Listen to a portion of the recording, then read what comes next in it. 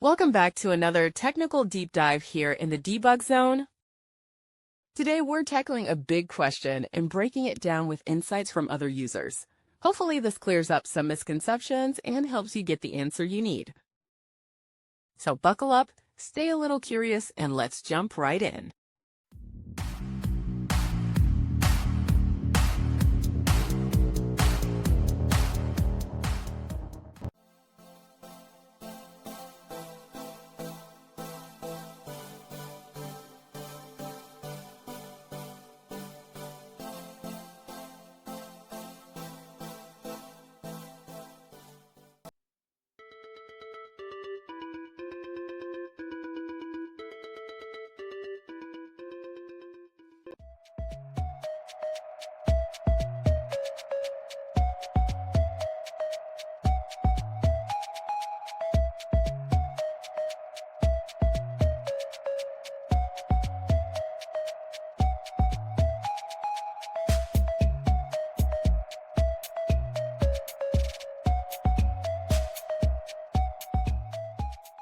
And that's a wrap.